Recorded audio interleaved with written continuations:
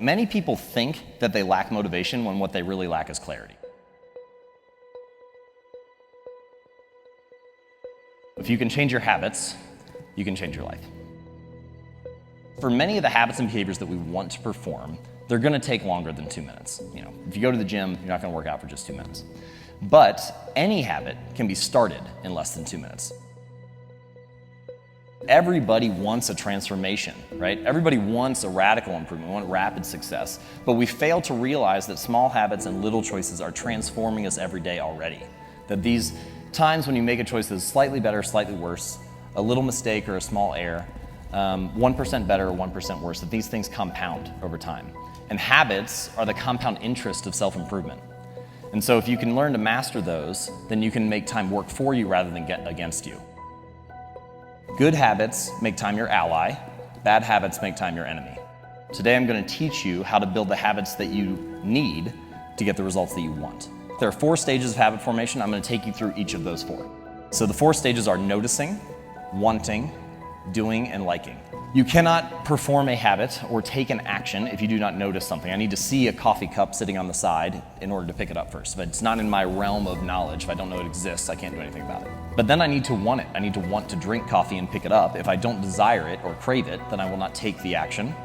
Then there's doing, you actually do the habit. And then I need to enjoy the reward. I need to enjoy drinking the coffee to repeat it again. One of my favorite things about noticing, one of my favorite strategies for discussing it, it's called implementation intentions. So one of my favorite studies is about exercise.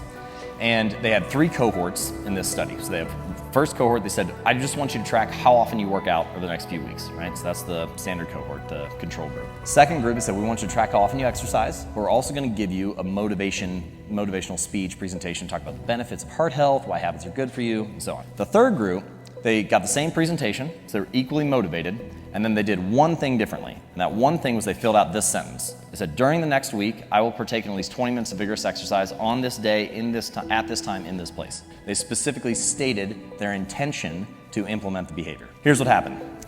First group, 1 out of 3 of them worked out. Second group, motivation did nothing. As soon as they left the researcher's facility the next day, they weren't motivated. It's like reading a book or watching a YouTube or listening to a motivational speaker and then you forget all about it 20 minutes later. But the third group, the group that had a specific plan for how they were going to implement the behavior, 9 out of 10 of them worked out. So you can increase your odds of success 2 to 3x just by having a specific plan. And this is the insight. Many people think that they lack motivation when what they really lack is clarity.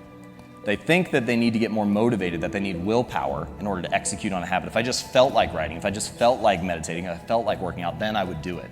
But in fact, they don't have a plan for it, and so they wake up each day thinking, I wonder if I'll feel motivated to write today. I wonder if I'll feel motivated to work out today. But instead, you can take the decision-making out of it by explicitly stating when, where, and how you want to implement the habit. So you need to give your goals a time and a place to live in the world, right? Give them space on your calendar. Core point about noticing is it's hard to change something if you're not aware of it, and one way to become more aware of the opportunity to take action is to have a specific plan for when it's going to happen. Stage 2, wanting. One of the most overlooked drivers of habits and human behavior is our physical environment.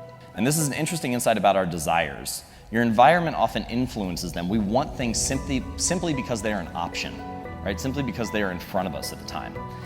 You walk into any living room in America, where do all the couches and chairs face? They all look at the TVs. Like, what is that room designed to get you to do? We wonder why we sit and watch so much TV, and it's because our desires are shaped in that way.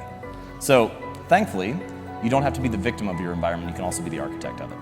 You can decide to design something to make your good behaviors easier and your bad behaviors harder. So, when it comes to habits, if you want to practice your guitar more frequently, put it right in the middle of your living room so you run across it all the time. If you want to read more, when you make your bed in the morning, take the book you want to read, put it on top of the pillow. When you come back that night, pick it up, read a few pages, go to sleep. Many of our desires are simply shaped because we have an environment that shapes us in that way. So don't rely on willpower and self-control. It's a lot easier to stick to better habits when you're presented with better options. Stage 3, doing. In the beginning, the most important thing is just to shut up and put your reps in. Just make sure that you hone the skill, right? And you can start to think of it, the way that I like to think of it is that any outcome that you wish to achieve is just a point along the spectrum of repetitions. So if you have few reps to more reps, and you can imagine an easy goal, a moderate goal, a hard goal, the more reps that you put in, the more likely you are to achieve that goal. And this is actually very similar to what I saw with my writing habit. So after 6 articles, I had 100 subscribers. After 23, 1,000. After 96, 34,000, 177, 100,000, 243, and so on. And every rep that I put in, every article that I published, was something that was moving me closer to the next outcome on that spectrum. But you can't get around the fact that the repetitions matter. And this brings us to an interesting point, which is that if getting your reps in is incredibly important, then that means learning how to start is incredibly important, because each repetition, really any consistency with the habit, is just an exercise in getting started each day. If you can get started over and over again, then that's what consistency is. For many of the habits and behaviors that we want to perform, they're gonna take longer than 2 minutes. If you go to the gym, you're not gonna work out for just 2 minutes. But any habit can be started in less than 2 minutes, whether it's writing, working out, meditating, anything. And so the goal here is that you want to optimize for the beginning of the task. You want your habits to act as an entrance ramp to a bigger routine. What I like to say is you should optimize for the starting line, not the finish line. Right? So often when we think about habits, goals, routines, achievements, it's all about the milestone. We think about how much weight we want to lose, how much money we want to earn, how many subscribers we want to have. It's all fixed on the finish line. But instead, if you can optimize for the starting line and make it as easy as possible to get started and get your reps in, often the outcomes just come as a natural result. Stage 4, liking. So the only reason that we repeat behaviors is because we enjoy them, because we like the reward. If we don't enjoy the experience along the way, we're unlikely to stick with it. And that means that you need to figure out ways to bring a reward into the present moment, because good habits have a problem. And that problem is that for good habits, the immediate consequence is there. There's a cost that happens in the moment, but the reward is often delayed. If I go to the gym now, it's cost me time and energy and effort, but the reward is I'll be fit 3 months from now or not get sick 10 years from now or so on. The reward is delayed. Bad habits are often the reverse. If I eat a donut right now, the benefit is it tastes great and I get a hit of sugar and it's awesome, and the consequence is delayed, right? I get overweight 3 weeks from now or 3 months from now or so on. So you need to figure out how to bring the reward into the present moment to stick to a good habit. Many people, they'll get a chain going and then they fall off track and they feel bad about it. They feel like, I ruined it. I had this great thing and now it's over. The streak is gone. But what you find when you look at top performers is not that they don't make mistakes. They make mistakes just like everybody else, but they can just get back on track more quickly. And in fact, if you could just adhere to this one rule, never miss twice, then you would, even if you fell off track every single time after you got back on track, you still would do it 50% of the time. Change can happen plank by plank, board by board, habit by habit. And gradually, you can become someone new. With consistency and repetition, you can actually change not only your results, but actually your identity. And the reason that this is true is because the more evidence that we have for a belief, the more likely we are to believe it.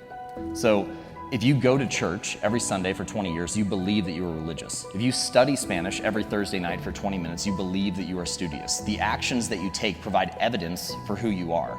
And it's not that habits matter more necessarily on an individual basis. Each moment in life matters. But what ends up happening is that over the broad span of time, things that you do once or twice fade away, and things that you do time after time, day after day, week after week, accumulate the bulk of the evidence for what you believe about yourself. And so every action that you take is actually a vote for the type of person that you want to become. If you want to become someone new, then you can take a new action and begin to accumulate evidence for that identity, for that belief about yourself. And that the more votes that you cast, the more likely you are to win the election. You don't need to be unanimous. You don't have to be perfect all the time. You just need to have the body of work. So true change is actually not behavior change. It's not results change. It's not process change. It's identity change. The goal is not to read a book, it's to become a reader. The goal is not to write a book or write an article, it's to become a writer. The goal is not to run a marathon, it's to become a runner, to become a type of person, to develop an identity. And the way to being something or becoming someone is through doing something. So every time you sit down to write, every time you practice that habit, you are being a writer. Every time you play a sport, you're being an athlete. Every time you practice painting or music or whatever, you are being an artist. Your identity emerges out of the habits that you have. It's not just about getting you to make small changes. It's not just about putting a book on your pillow or putting an apple on the counter. It's actually about getting you to believe something new about yourself, something possible about yourself. And habits are not only the method through which we achieve external measures of success, like losing weight or earning more money or meditating and reducing stress. They are also the path through which we achieve internal change and actually become someone new. They're the path through which we forge the identity that we have, the deepest beliefs we have about ourselves, our sense of self. And so if you can change your habits, you can change your life.